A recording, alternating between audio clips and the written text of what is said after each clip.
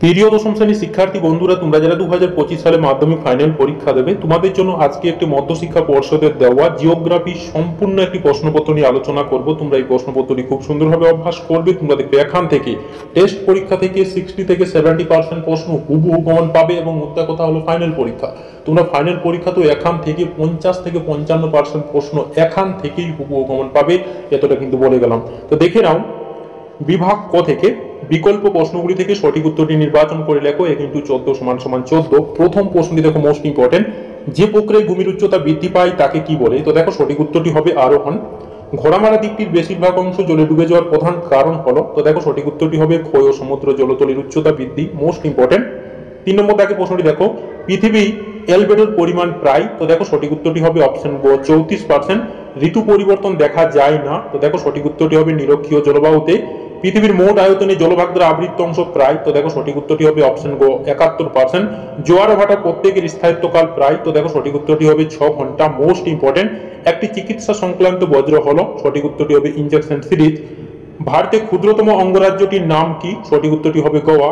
ভারতীয় মহাকাশ গবেষণা সংস্থা হলো, তো দেখো সঠিক উত্তরটি হবে ইসরো। Most important.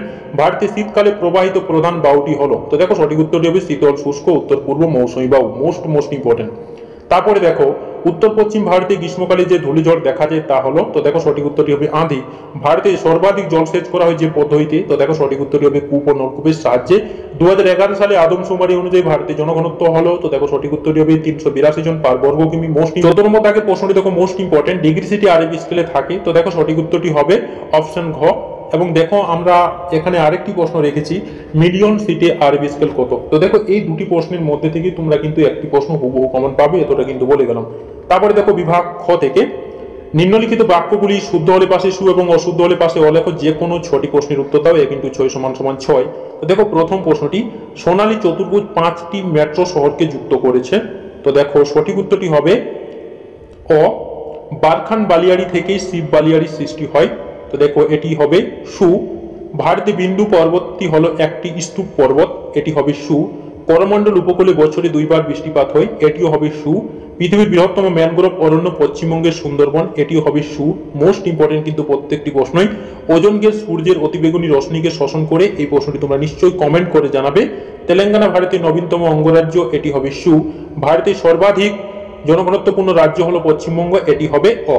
তারপরে দেখো, উপযুক্ত শব্দ বসিয়ে শূন্যস্থান পূরণ করে যে কোনো 6টি প্রশ্নের উত্তর দাও। তো দেখো প্রথম প্রশ্নটি, দুটি কড়ির মধ্যবর্তী অংশকে ড্যাশ বলে? তো দেখো সঠিক উত্তরটি হবে দুটি কড়ির মধ্যবর্তী অংশকে এরিটি বলে।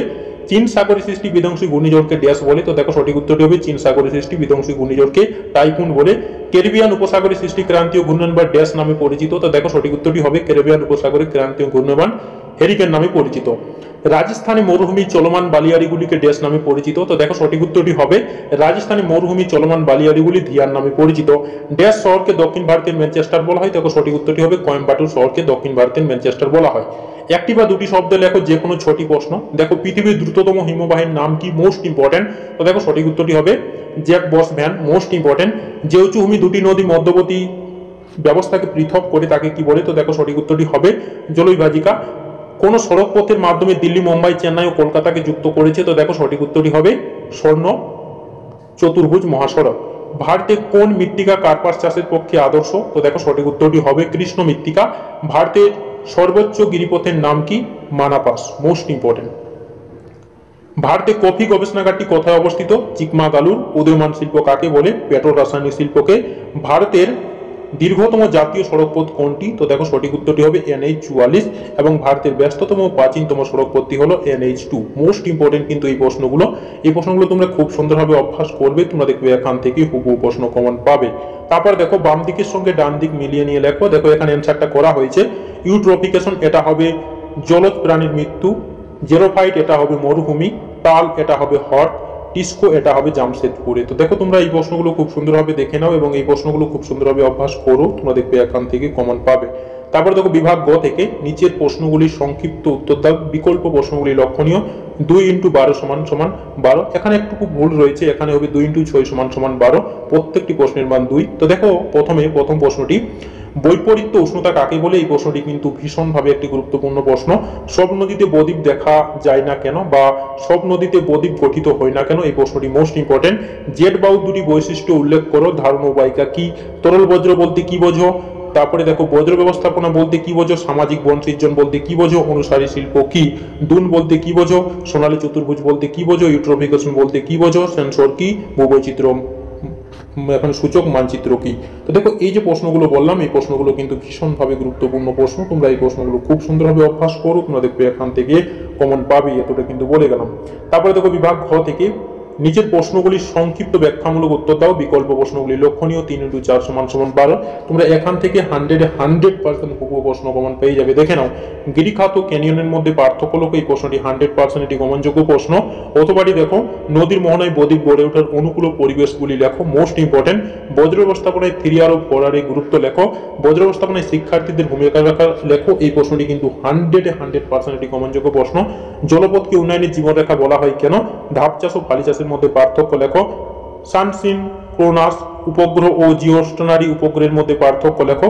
উপগ্রহ চিত্রের ব্যবহার ও গুরুত্ব লেখো এবং ভূবৈচিত্র্য সূচক মানচিত্রের প্রধান বৈশিষ্ট্যগুলি উল্লেখ করো। তো দেখো এই প্রশ্নগুলো 3 মার্ক থেকে মোস্ট ইম্পর্টেন্ট। তোমরা এখান থেকে 100% কমন পাবে, সেই রকম ভাবেই প্রশ্নগুলো কিন্তু রাখা হয়েছে। তো তোমরা এই প্রশ্নগুলো খুব সুন্দরভাবে অভ্যাস করে নাও, তোমরা দেখবে এখান থেকে হুবহু কমন পেয়ে যাবে। তারপরে দেখো বিভাগ ঙ থেকে নিচে যে কোনো দুটি প্রশ্নের উত্তর দাও। 5 × 2 = 10। দেখো প্রথম প্রশ্নটি মোস্ট ইম্পর্টেন্ট। হিমবাহ ও জলধারা মিলিত সঞ্চয় কার্যের পরে সৃষ্টি প্রধান ভূমিরূপগুলি চিত্র সহ বর্ণনা দাও, এই প্রশ্নটি 100% একটি কমনযোগ্য প্রশ্ন।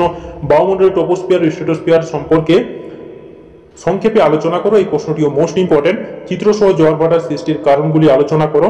হিমবাহ ক্ষয়কার্যের ফলে সৃষ্টি 3টি ভূমিরূপের সচিত্র বিবরণ দাও, মোস্ট ইম্পর্টেন্ট। ভূমধ্যসাগরীয় জলবায়ু অঞ্চলের অবস্থান ও জলবায়ু বৈশিষ্ট্য আলোচনা করো। তারপরে দেখে নাও, নিচের যে কোনো দুটি প্রশ্নের উত্তর দাও, এই প্রশ্নগুলোও কিন্তু মোস্ট ইম্পর্টেন্ট। ভারতের পলিমৃত্তিকা ও কৃষ্ণ মৃত্তিকার মধ্যে পার্থক্য লেখো। ভারতের ধান, গম ও কফি চাষের অনুকূল ভৌগোলিক পরিবেশগুলি আলোচনা করো। পূর্ব মধ্য ভারতের লৌহ ইস্পাত শিল্প গড়ে ওঠার প্রধান কারণগুলি আলোচনা করো। ভারতের পশ্চিম হিমালয়ের ভূপ্রকৃতির সংক্ষিপ্ত বিবরণ দাও। ভারতের নগর গড়ে ওঠার প্রধান কারণগুলি আলোচনা করো। এই যে 5 মার্কস থেকে তোমাদের জন্য আমরা প্রশ্নগুলো রেখেছি, কেবলমাত্র তোমরা যদি এই প্রশ্নগুলো অভ্যাস করো, তোমরা দেখবে এখান থেকে 20 নম্বর হুবহু কমন পেয়ে যাবে। এর বাইরে থেকে তোমাদের অন্য কোনো প্রশ্ন করার প্রয়োজনও লাগবে না। তারপরে দেখে নাও বিভাগ চ থেকে ভারতের রেখা মানচিত্রে নিম্নলিখিতগুলি উপযুক্ত নাম ও প্রতীক সহ চিহ্নিত করো। দেখো, আরাবলী পর্বত, নর্মদা নদী, একটি খরাপ্রবণ অঞ্চল, ছোটনাগপুর মালভূমি, কোঙ্কণ উপকূল, ভারতের একটি মোটর গাড়ি নির্মাণ কেন্দ্র, চিল্কা হ্রদ, দক্ষিণ পূর্ব রেলপথের সদর দপ্তর, করমুক্ত বন্দর ক্যান্ডেলা, বছরে 2 বার বৃষ্টিপাতযুক্ত অঞ্চল, একটি উৎপাদক অঞ্চল, ভারতে হাইটেক বন্দর। তো দেখো এই প্রশ্নগুলোই গুরুত্বপূর্ণ ছিল। তো এই প্রশ্নগুলো তোমরা খুব সুন্দরভাবে অভ্যাস করবে, তোমরা দেখবে এখান থেকে প্রশ্ন কমন পাবে, কারণ এই প্রশ্নপত্রটি একটি মধ্যশিক্ষা পর্ষদের দেওয়া প্রশ্নপত্র। তো তোমরা এই প্রশ্নগুলো খুব সুন্দরভাবে অভ্যাস করো।